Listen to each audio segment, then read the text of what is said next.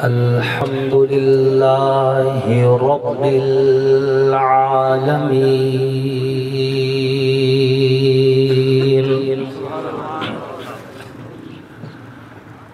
والصلاة والسلام على سيد الأنبياء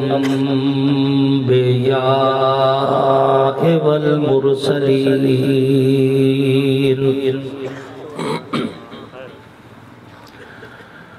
وعلى آله وأصحابه أجمعين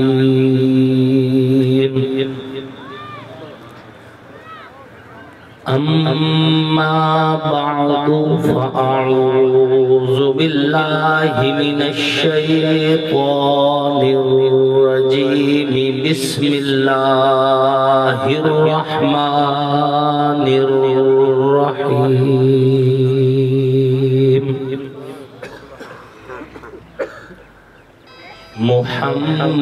محمد رسول الله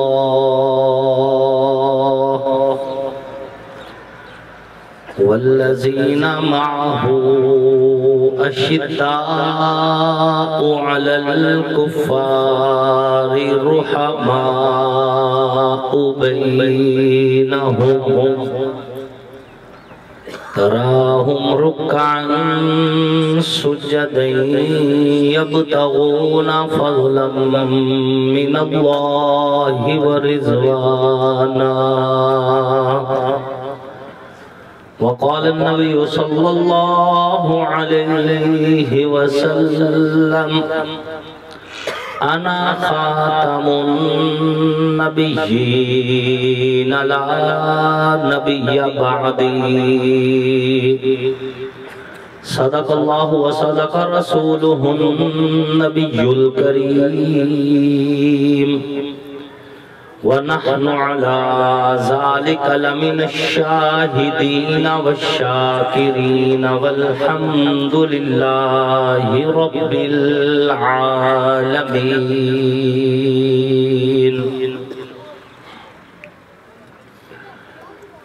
حضور آئے تو سر آفرینش پا گئی دنیا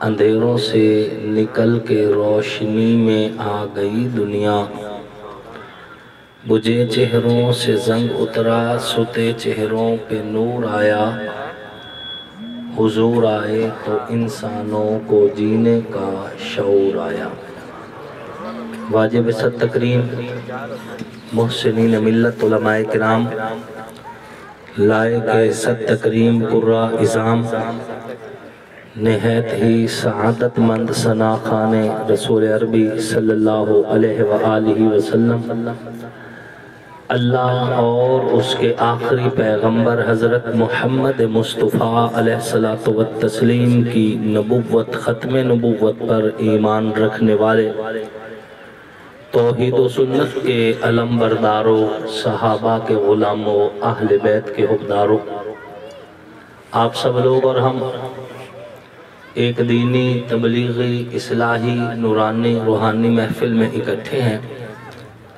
جس محفل کو تحفظ ختم نبوت کا عنوان دیا گیا ہے اللہ رب العزت ہمارے محترم محمد افضل صاحب مولانا کلیم اللہ ربانی صاحب سمیت دیگر جتنی انتظامیہ ہے ہم سب کی محنت کو کوشش کو کاوش کو اپنی بارگاہ میں قبول فرمائے آپ سب کا آنا اس فقیر کا آنا ہمارا مل بیٹھنا اللہ رب العزت اپنی بارگاہ میں قبول فرمائے بڑے ہی خوبصورت انداز میں ملک پاکستان کی خوبصورت آواز ہمارے بھائی مولانا غازی فاروق معاویہ صاحب آپ کے ساتھ مخاطب تھے اللہ رب العزت ان کی تشریف آوری اور ان کی حاضری کو بھی قبول فرمائے سامعین محترم وقت مختصر ہے اور میں نے مختصر وقت میں آپ حضرات کے ساتھ گفتگو کرنی ہے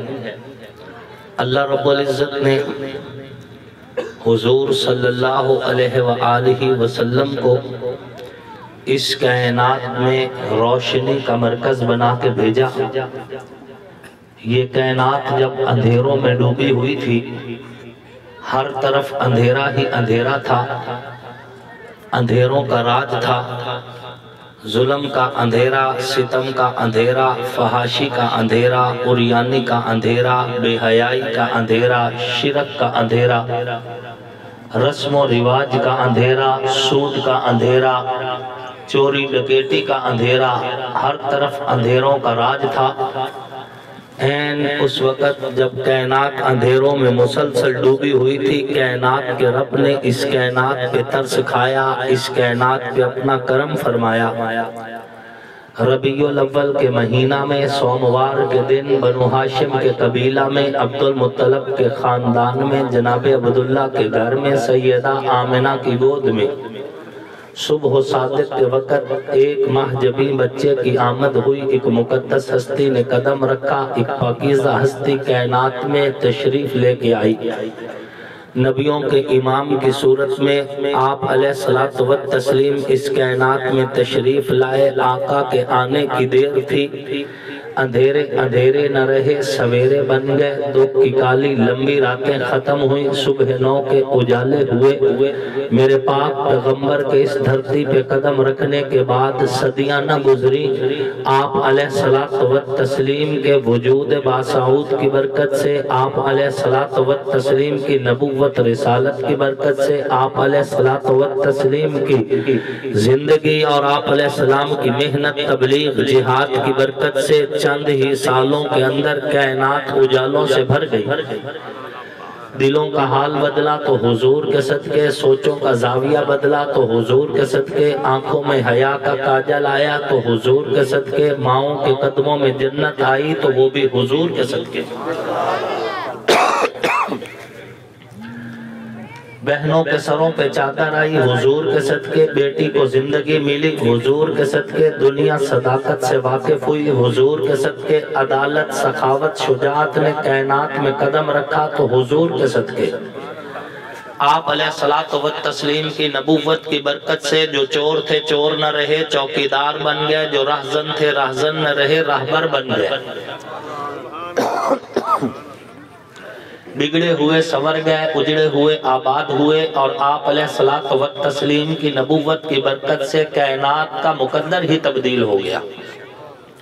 کسی شاعر نے بڑا خوبصورت انداز اپنایا ہے کہ در فشانی نے تیری قطروں کو دریا کر دیا، دل کو روشن کر دیا، آنکھوں کو بینا کر دیا، جو نہ تھے خود راہ پر اوروں کے ہادی بن گئے، وہ کیا نظر تھی جس نے مردوں کو مسیحا کر دیا۔ ہم تو اللہ کا شکر ادا کرتے ہیں کہ ہم اس پیغمبر کے امتی ہیں جو پیغمبر سراپے قرآن ہے، اور صحابہ وہ خوش نصیب طبقہ ہیں، حضور کو دیکھتے تھے تو قرآن کی تلاوت ہو جاتی تھی، قرآن کو پڑھتے تھے تو حضور کی زیارت ہو جاتی تھی۔ اللہ رب العزت نے حضور صلی اللہ علیہ وآلہ وسلم کو سراپے قرآن بنا کے بھیجا۔ آپ علیہ الصلوۃ والتسلیم کا اسم قرآن کی آیت، حضور کا جسم قرآن کی آیت، بلکہ میں یوں کہوں کہ ہم وہ خوش نصیب طبقہ ہیں، ہم اس پیغمبر کے امتی ہیں جس کے بدن پہ کپڑا لگا تو کپڑا قرآن بن گیا، کندھے پہ چادر آئی تو چادر قرآن بن گئی، جسم پہ کمبل آیا تو اس نبی کا کمبل بھی قرآن بن گیا۔ ہم اس پیغمبر کے امتی ہیں جس کا اسم بھی قرآن کی آیت، جسم بھی قرآن کی آیت، چہرہ بھی قرآن کی آیت، زلفیں بھی قرآن کی آیت، نظریں بھی قرآن کی آیت، جس کی ہتھیلی بھی قرآن کی آیت۔ ہم اس پیغمبر کے امتی ہیں جس کے قدم قرآن کی آیت، جس مٹی پہ قدم رکھے وہ مٹی قرآن کی آیت، جس دھرتی پہ آقا پیدا ہوئے وہ دھرتی قرآن کی آیت، جس غار میں حضور پہنچے وہ غار بھی قرآن کی آیت۔ ہم تو اس پیغمبر کے امتی ہیں جناب ابو بکر کے کندھوں پہ سوار ہوں تو ثانی اثنین اذ ہما فی الغار ہو کہ ابو بکر قرآن بن جاتا ہے، اور اگر حضور حسن و حسین کو کندھوں پہ سوار کریں تو انما یرید اللہ لیذھب عنکم الرجس اہل البیت کی صورت میں حسن حسین بھی قرآن کی آیتیں بن جاتے ہیں۔ ہم اس پیغمبر کے امتی ہیں جس کا زمانہ بھی قرآن کی آیت ہے، یارانہ بھی قرآن کی آیت ہے، جس کا پورا گھرانہ بھی قرآن کی آیت ہے۔ उस पैगंबर की नबुव्वत की बरकत से, रिसालत की बरकत से, फैजान की बरकत से आज कायनात अब तक कायम है। आप और हम कायम है, आपका मेरा चेहरा कायम है। हमारी नस्लें तबाह नहीं हो रही, हमारी शक्लें मसख नहीं हो रही। ये हुजूर की नबुव्वत की बरकत है, आका की दुआओं का समर है, हुजूर की रिसालत का फल है।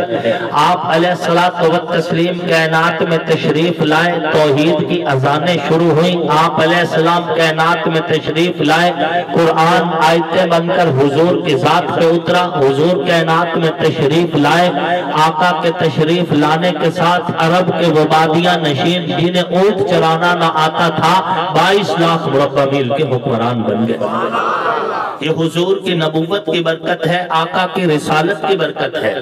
सामीन मोहतरम, अल्लाह रब्बुल इज्जत ने हुजूर की इल्मी सीरत को कुरान की शक्ल दी है, हुजूर की अमली सीरत को सहाबा की शक्ल दी है।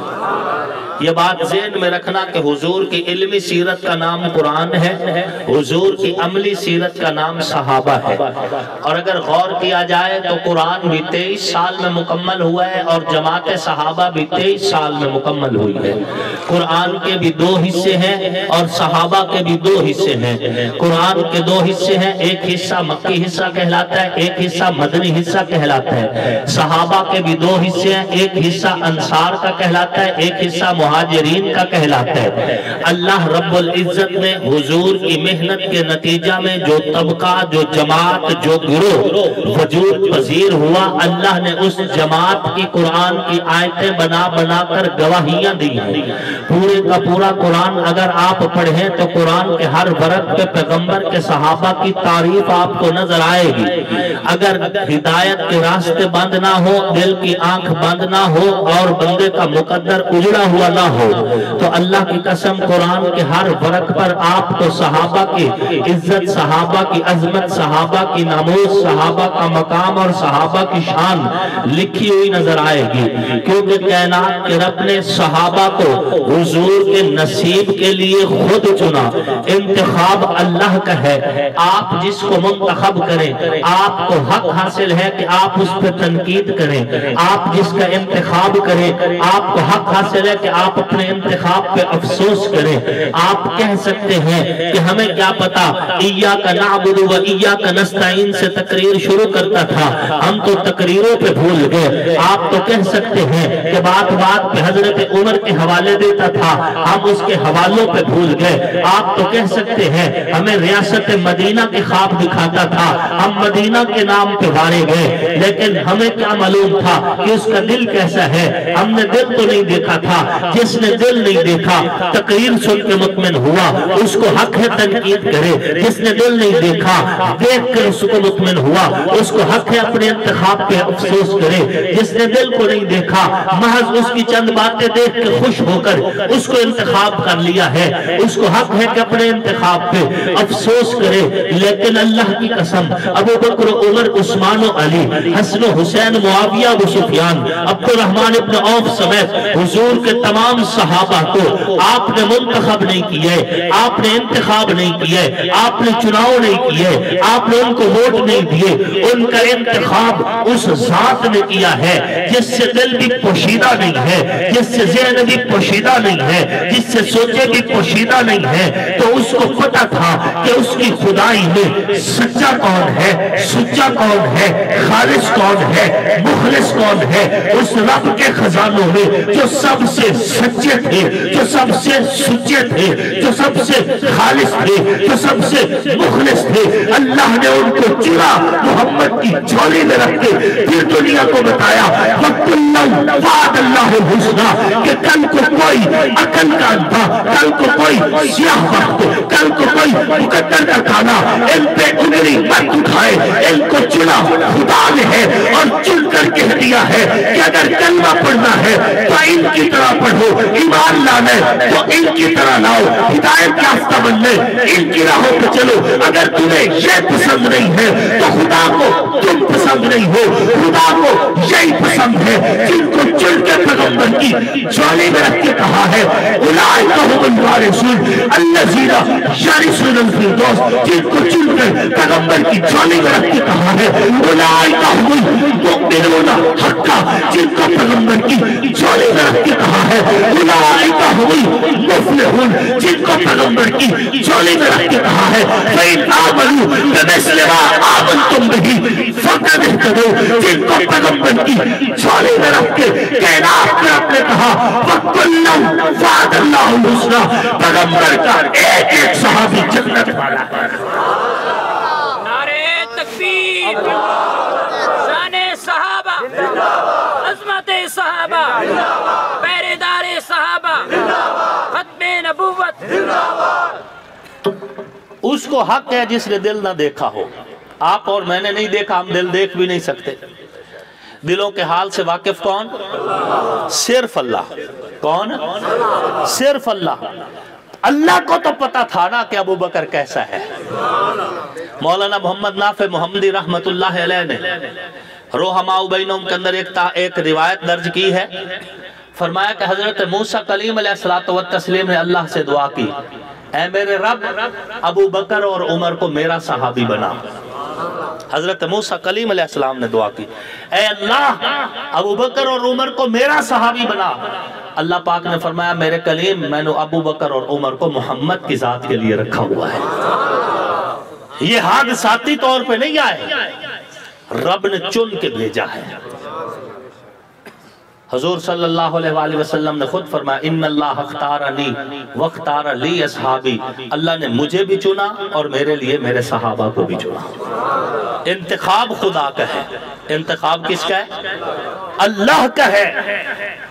آپ دیکھیں نا ہم قرآن پاک پڑھتے ہیں تو کیا کہتے ہیں؟ الف لام میم ذالک الکتاب لا ریب فیہ۔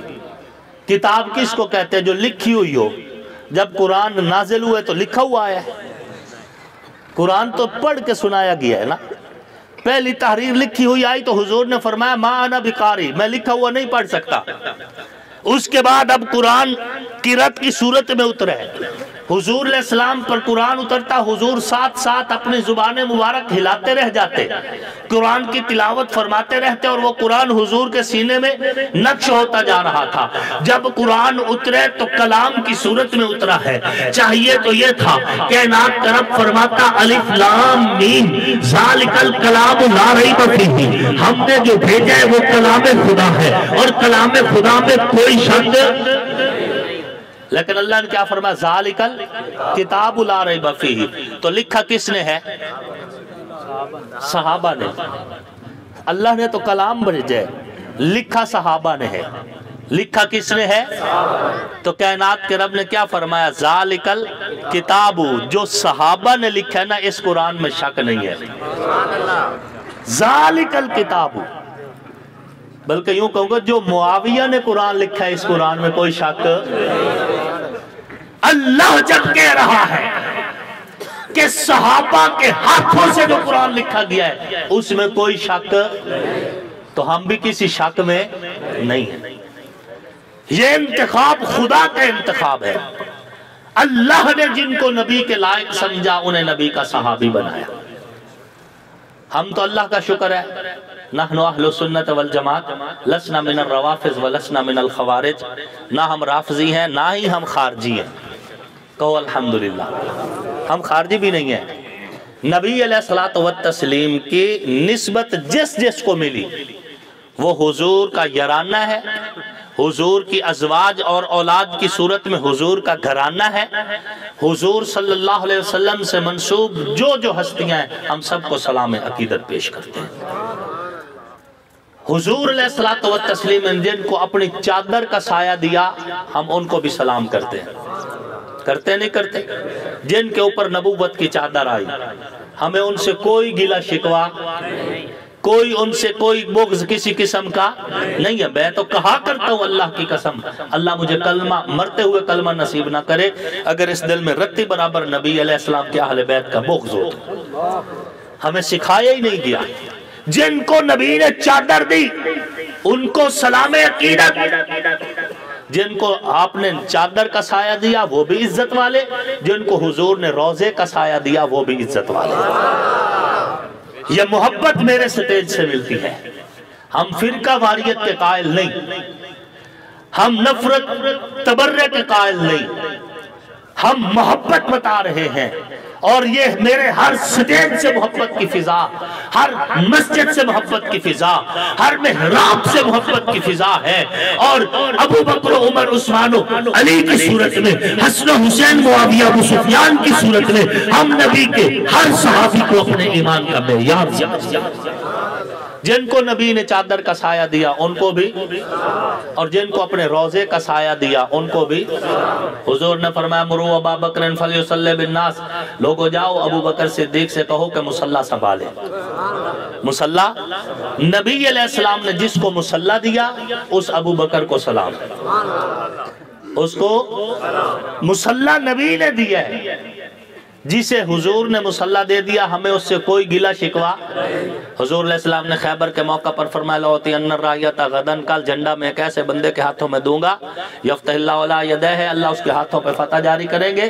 یحب اللہ ورسولہ، اللہ رسول سے پیار کرتا ہے، ویحبہ اللہ ورسولہ، اللہ رسول کو بھی اس سے بہت پیار کرتے ہیں۔ صحابہ کرام سوچ رہے تھے وہ خوش نصیب کون ہوگا، کل صبح ہوئی حضور نے جھنڈا حضرت علی کو دیا۔ حضور نے جس کو مصلی دیا ہم اس کو بھی سلام کرتے ہیں، حضور نے جس کو جھنڈا دیا ہم اس کو بھی۔ مصلی والا بھی ہمارے ایمان کی بنیاد ہے، جھنڈے والا بھی ہمارے ایمان کی۔ رقیبوں کے ڈر سے حبیب نہیں چھوڑے جاتے۔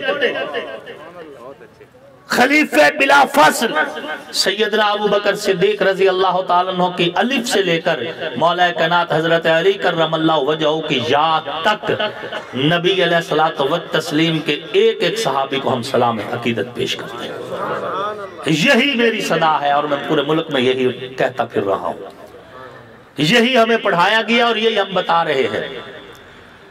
ہمارے ہاں کوئی تفریق نہیں، عزت، شان، رتبہ، مقام یہ اللہ رسول طے کر چکے ہیں۔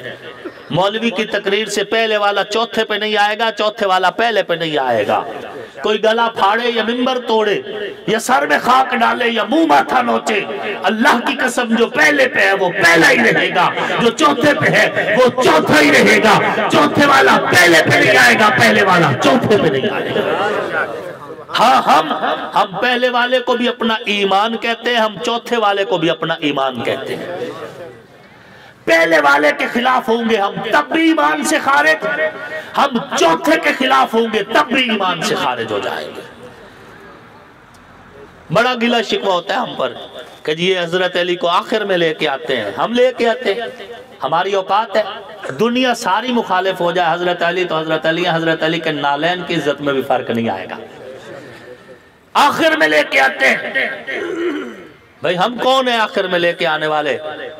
امیر شریعت حضرت سید عطا اللہ شاہ بخاری رحمت اللہ علیہ بڑی خوبصورت بات فرمایا کرتے تھے کہ آخر میں آنا عیب نہیں، اگر آخر میں آنا عیب ہوتا تو اللہ حضور کو آخری نبی نہ بناتا۔